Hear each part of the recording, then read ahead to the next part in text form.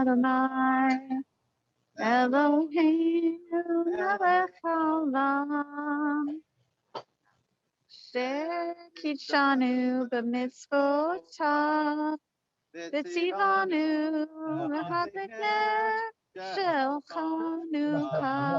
Baruch atah Adonai, Eloheinu melech haolam, asanitim avoteinu, bayamim hahem. Now we light the others, starting with today's candle.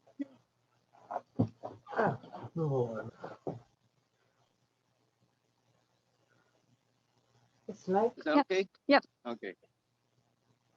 Which one? Just that one. Just keep on going this way.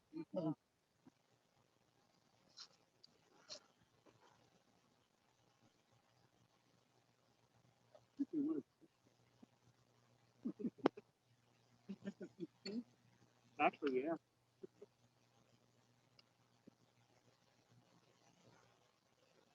kind of crazy, isn't it?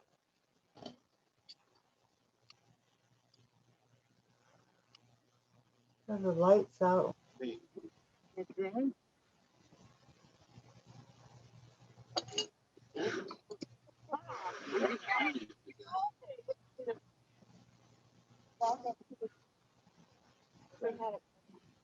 Somewhere,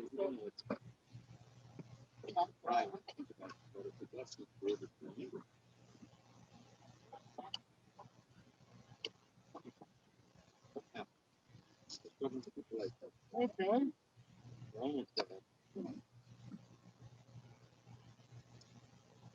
The oil's not getting up.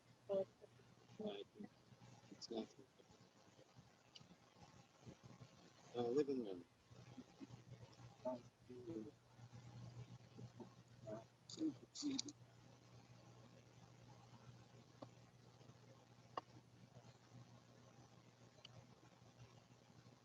Right. Really, the lamp is described in the Norah. It's just the lamp. Even in the temple.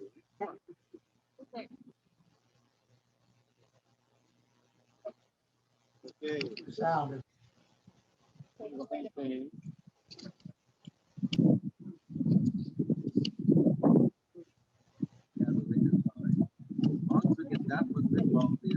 More Beshir is more. Hanukkah Mizbeach. Rock of ages. Let our song. See the candles there? Our shelter. Furious they assailed us. Availed us. And your word broke their sword when our own strength failed us. And your word broke their sword when our own strength failed us. Oh, I managed to keep them all lit. They are lit. I wanted to say, go Maccabees!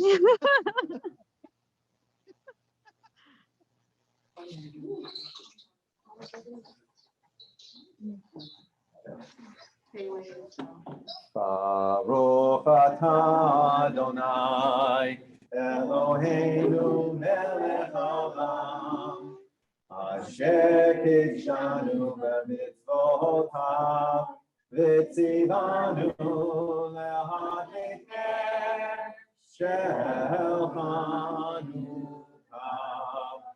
Baruch atah Adonai, Eloheinu melech haolam, aseh nisim l'avoteinu, bayamim ha'em, b'zman hazeh. Do you like today's first? Yes, like today's first.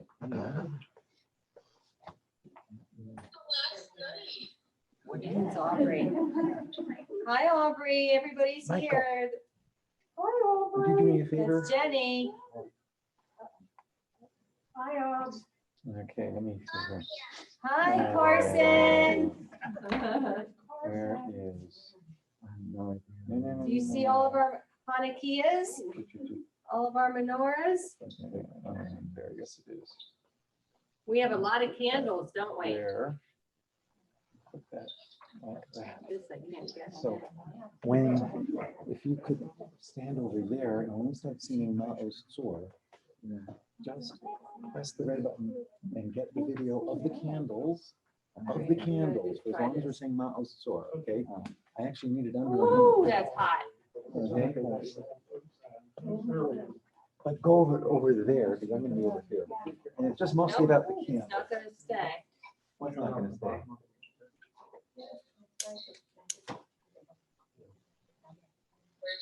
Let's do more drops. 'Cause, 1 or 2 drops hasn't been helping.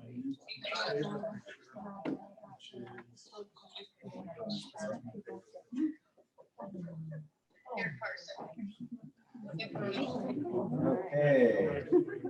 Ma'oz Tzor Yeshuati Lechana Elishabeya Tikon Beit Tefilati Vesham Toda Nizabeya Le'etakin Matbeya Mitzaram Nabeya Azegmor B'Shir Mizmor Hanukkah Hamizbeach Azegmor B'Shir Mizmor Hanukkah Hamizbeach.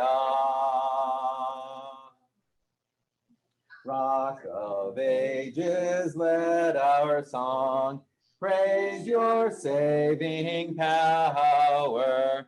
You amid the raging foes were our sheltering tower. Furious they assailed us, but your arm availed us, and your word broke their sword when our own strength failed us, and your word broke their sword when our own strength failed us. And now you can, I have a story. You could be seated. Go over here real quick. You want to hear the rabbi's story?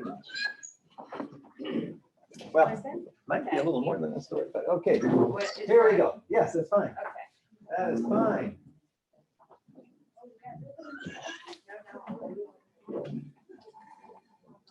This goes back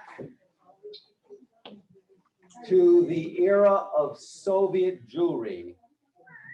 When I say Soviet Jewry, do you know what I mean? When I say Soviet Jewry, do you know what I mean? I used to think when I was a kid it was Soviet jewelry.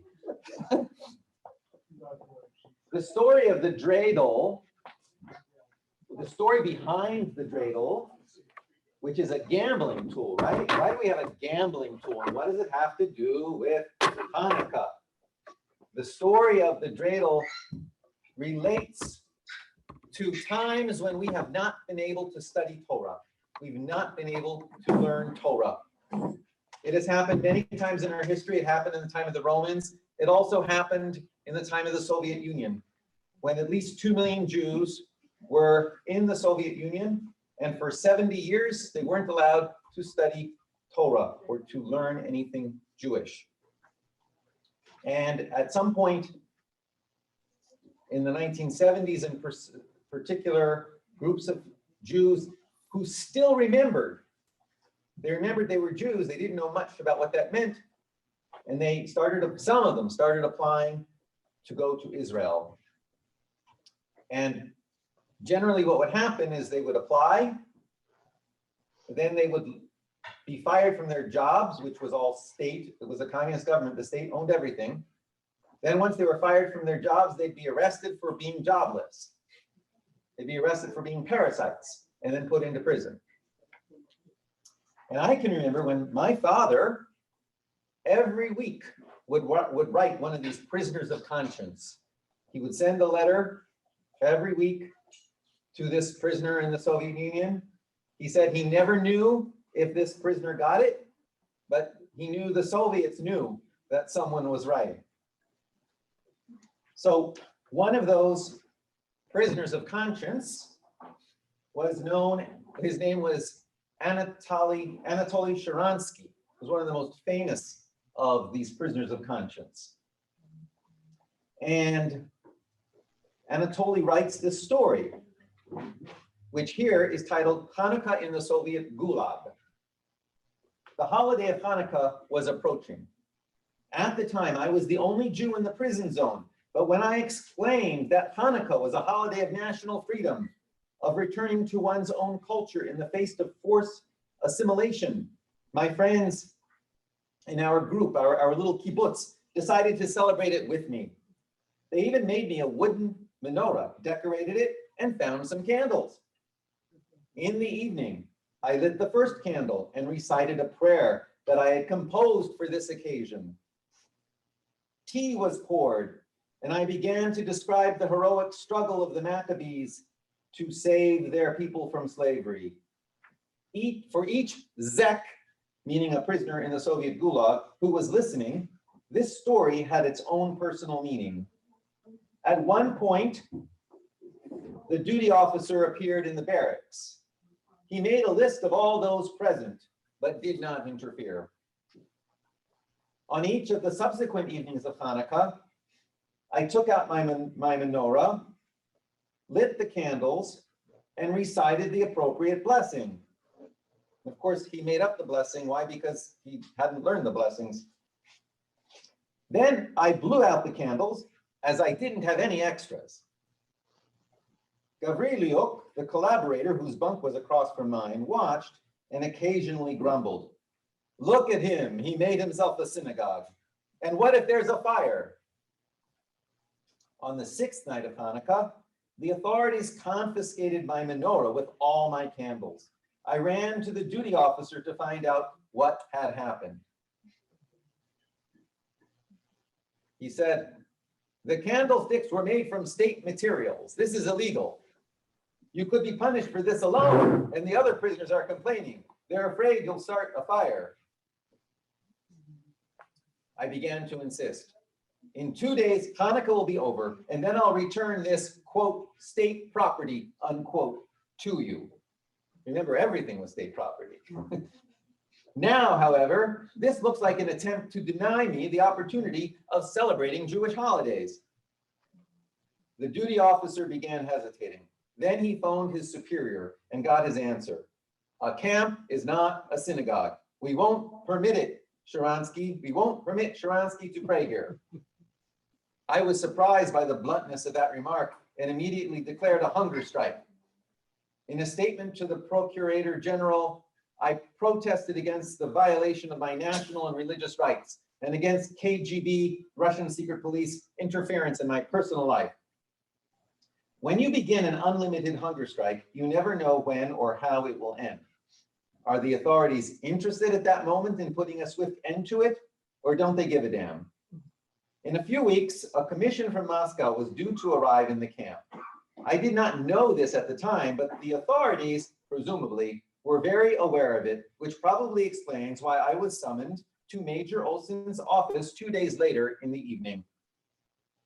Olson was an enormous, flabby man of around 50, with small eyes and puffy eyelids, who seemed to have long ago lost interest in everything but food. But he was a master of intrigue, who had successfully overtaken many of his colleagues on the road to advancement.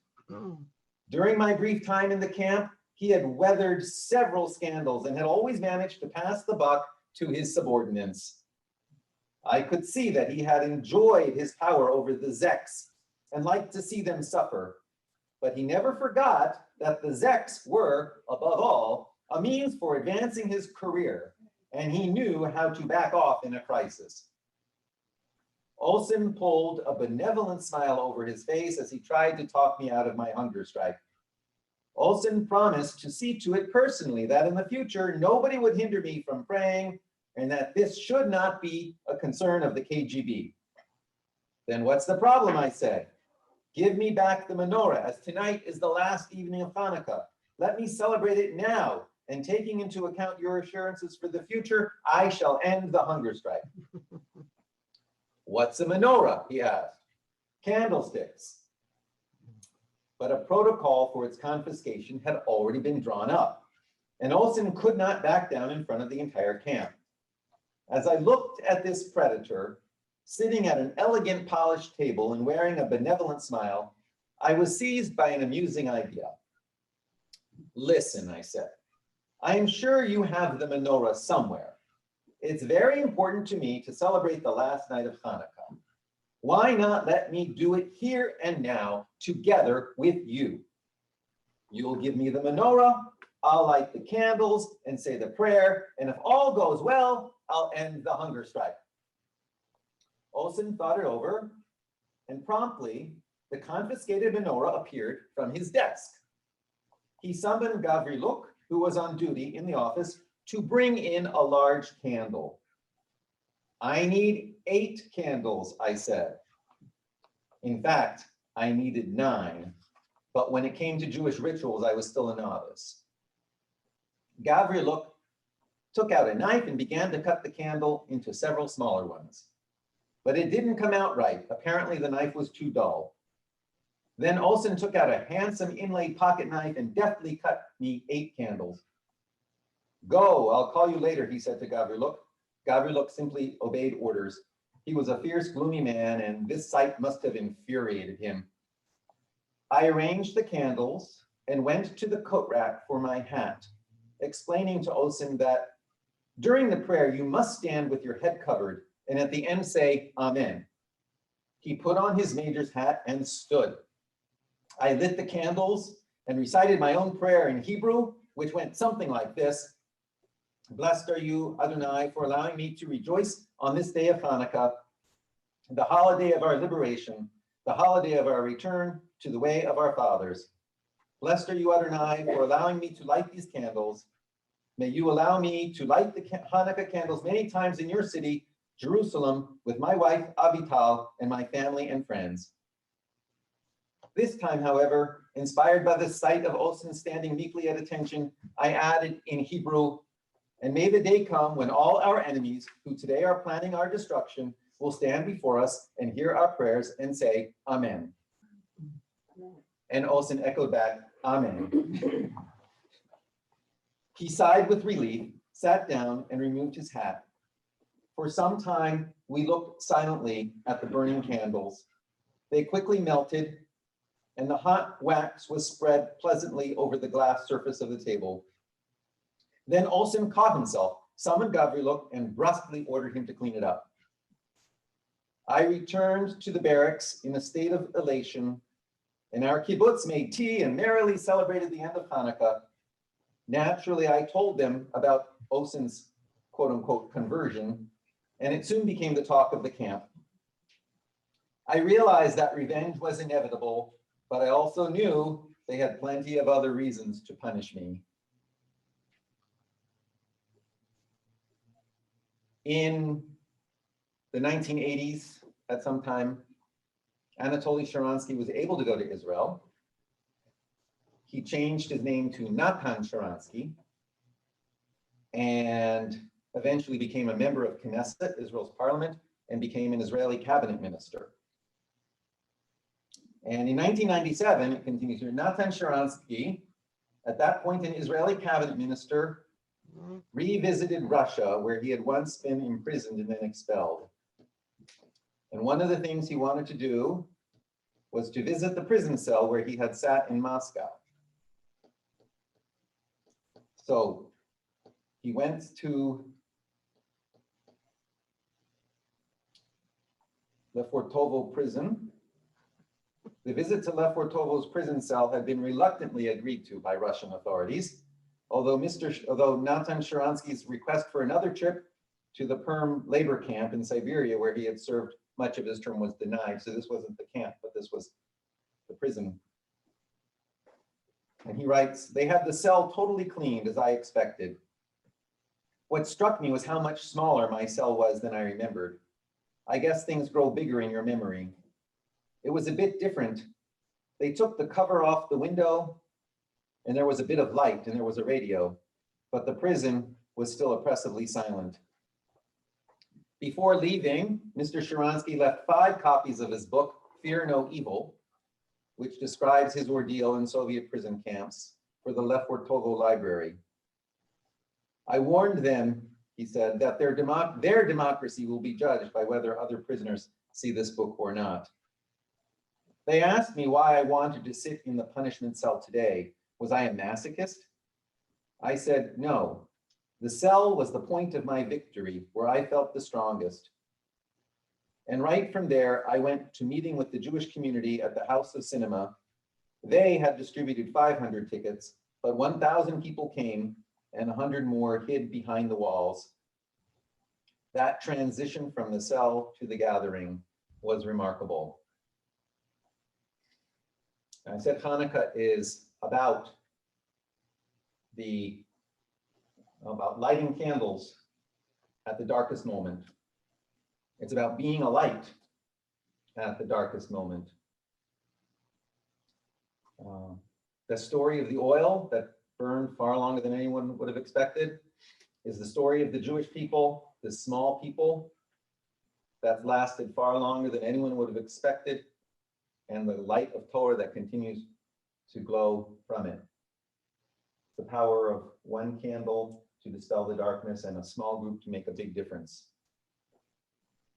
This story, or these events of the Soviet Jewry, flow over into this synagogue too. When we come down those stairs, you're looking at a painting with Shabbat symbols, which was painted by a bar mitzvah student here. It was a little after his bar mitzvah. He was a teenager by that point. He, when he was even younger, came over with his family from Russia in the 1990s. And when we celebrated his bar mitzvah here, his grandmother, who's buried in our cemetery, his grandmother told me that was the first bar mitzvah in their family in 70 years. Because in the Soviet Union, these things didn't happen. But it happened here. And that makes this one of the lights, one of the candles in the midst of that, in the wake of that type of tragedy. Each of us can be like a Hanukkah candle.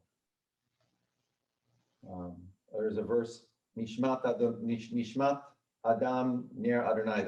The human soul is the light of God. So each of us is a candle. And the light of Torah burns out into the world through us. And when we come together in a number of candles, we become a menorah. So this place is like a menorah, shining light out into the world. Like presumably that light over there is still burning, or some of it is. And there's a story, a midrash, that when the temple was destroyed, the stones of the temple were scattered all over the world. And wherever a stone landed, that's where a synagogue ended up. It's certainly true that the people were scattered over the world, and wherever the people landed, that's where a synagogue ended up. But it's like the stones of the temple being scattered. Where the stone landed, that's where the synagogue started. That's the only reason I can think of why a synagogue ended up here. But it's a good thing. It adds more light into the world. So I conclude with this. Hanerot halalu anachnu madlikin al hanisim v'al haniflaot. ועל התשועות ועל הנחמות, שעשית לאבותינו ולאמותינו בימים ההם בזמן הזה. We kindle these lights because of the miracles, wonders, victories, and consolations you provided through the holy priests for our ancestors in those days at this season. For all the 8 days of Hanukkah, these lights are holy, and they are meant to be seen as a reminder in order for us to thank and praise your great name for your miracles and wonders and redemption. Mi yimnalel gurot Yisrael otan mi yimneh hein bechol dor yakum hagibor goel ha'am. Who can retell the things that befell us? Who can count them? In every stage a hero or sage came to our aid. Shema bayamim hahem bazman hazem. Maccabi mofia ufodem. Uvyomenu kol am Yisrael. Yitached yakum lehigael. Mi yimalel gurot Yisrael otan mi yimneh. Shem bechol yakum hagibor goel hadam. Who can retell the things that befell us? Who can count us? In every age a hero or sage came to our aid. Happy Hanukkah. Thank you very much, everyone who put this celebration together. It's wonderful seeing you. Happy Hanukkah. Happy Hanukkah. Hanukkah to you too.